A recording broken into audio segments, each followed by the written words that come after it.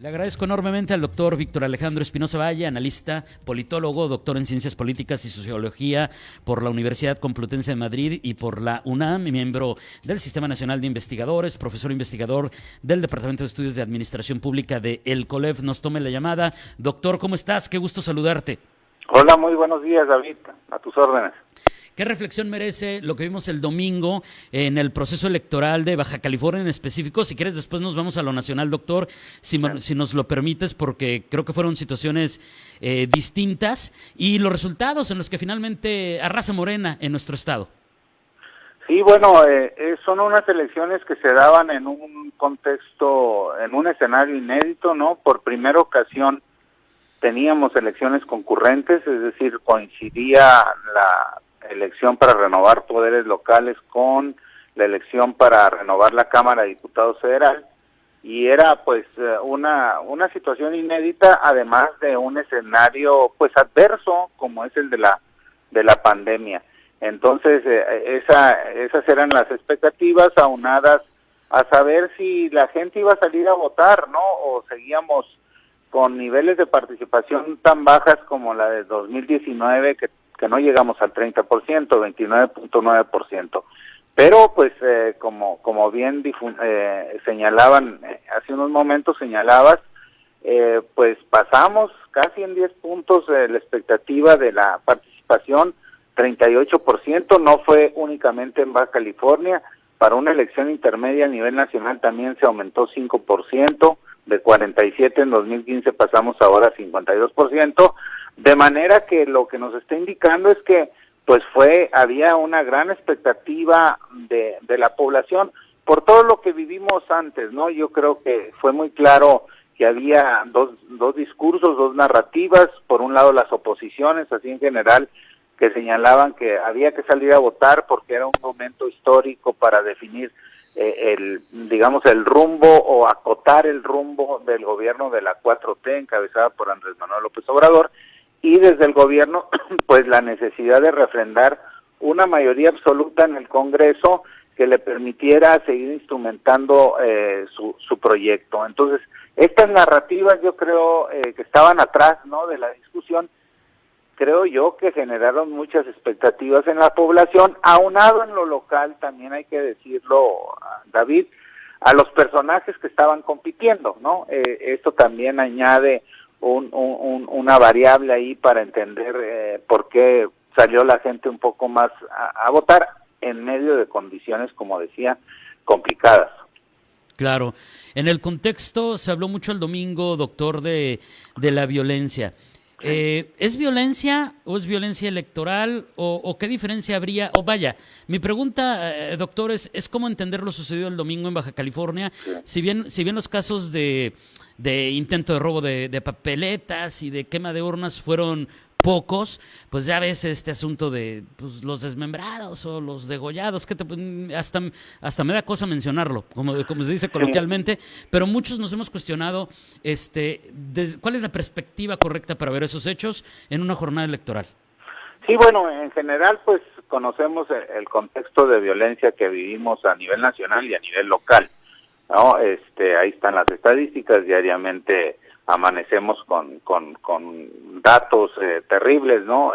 Y preocupantes, pero claro, hubo una violencia directamente relacionada con el proceso electoral porque fueron ataques a casillas, ¿no? Entonces no era en el contexto cercano a la elección a donde se estaban instalando, sino que fueron muy claramente dirigidas. Como tú bien dices, no fue una situación tan generalizada como para generar la posibilidad de una anulación, ¿no? Tú necesitas cancelar o anular el 20% de actas de un distrito de casillas como para pensar en la anulación de la elección, y fueron 4 o 5 casos en Tijuana. El más sonado, la quema de actas, digamos, de boletas electorales, el robo de urnas, pero señalo una cuestión que a mí me llama mucho la atención referida a esto, que las boletas quemadas, en el caso de Tijuana, solo fueron las de elección local. Las de elección de diputados no las tocaron, ¿no? Y incluso se pudieron rescatar hasta ese momento. Se van a contabilizar además a partir de mañana que inician los cómputos distritales hasta el momento en que iba la elección federal. Pero las locales fue la única casilla que se tuvo que anular, ¿no? Pero fue una estrategia y además uno ve el comportamiento muy semejante. En ese sentido, mi hipótesis es que no se trataba de buscar la anulación de la elección, sino generar cierto pánico. Y generar pánico sí se generó sobre todo entre funcionarios cercanos, digamos, que escucharon, por ejemplo, lo que estaba sucediendo y presidentes que decidieron cerrar la casilla, levantar la casilla, pero se habló con ellos y se pudo reanudar volver a instalar, etcétera. O sea, sí se generó cierto ambiente de temor. Digo, creo que hacia allá iba los mensajes. ¿Por qué?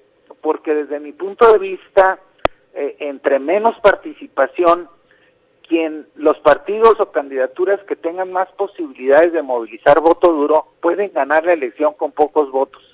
Yeah. Es una hipótesis, ¿no?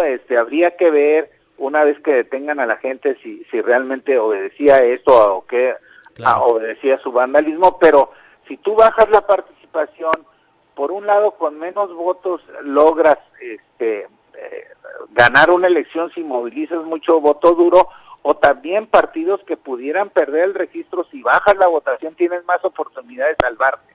Entonces, como dice el dicho, David, piensa mal y acertarás, pero es una hipótesis, ¿no?, que tengo yo habrá que comprobar si esto fue así, pero era el objetivo desde mi punto de vista generar cierto temor y bajar la participación.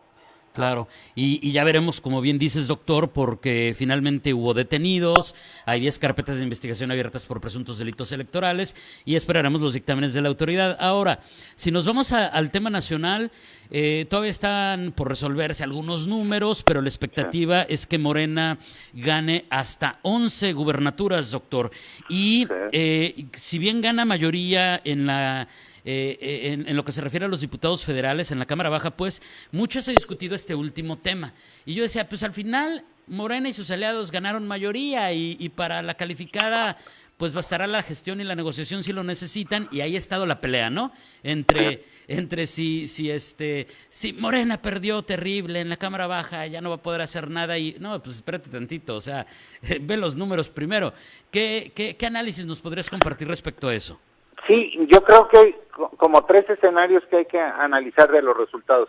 Como bien dices, la Cámara de Diputados, la Ciudad de México y lo que aconteció en las gubernaturas, ¿no? Respecto a la Cámara de Diputados, efectivamente, sigue conservando Morena y sus aliados la mayoría absoluta. De repente he escuchado yo errores en términos a los conceptos, ¿no?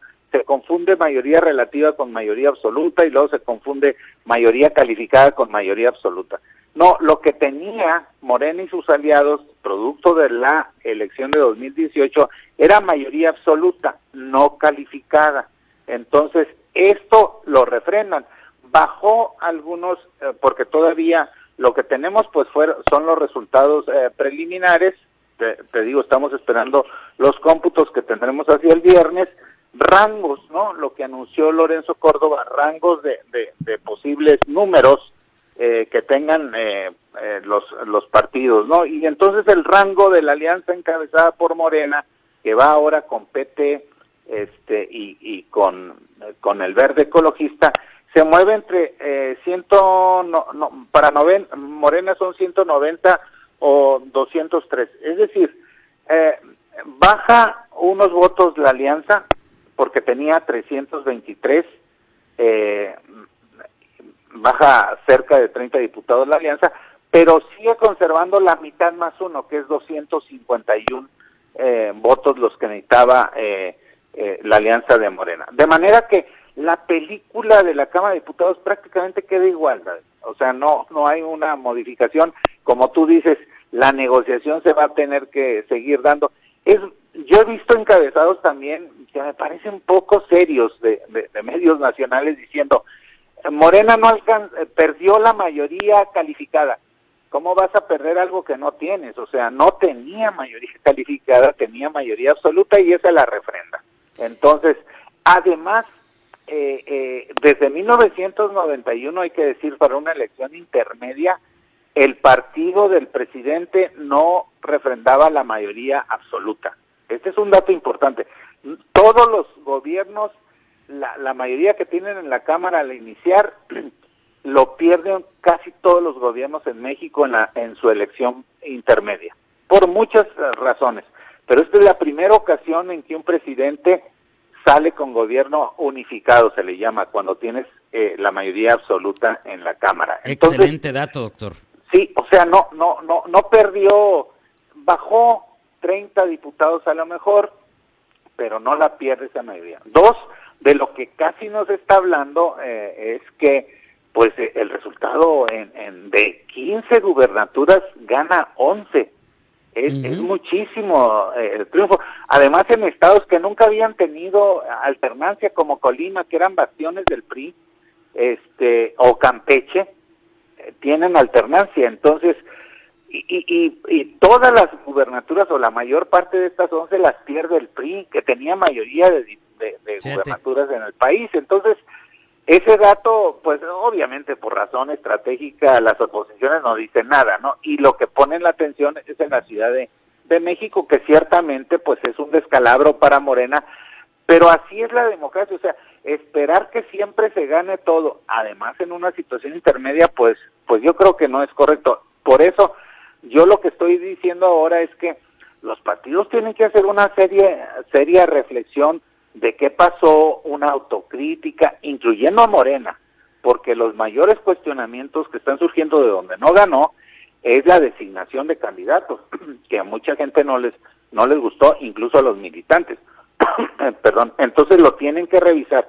Pero a mí me llama la atención que las oposiciones, lo hablo en general, no vayan a haber aprendido la lección, porque estoy viendo que es Morena perdió todo, les ganamos. El PRI, por ejemplo, decía a Lito Moreno en la tarde, ganamos todo.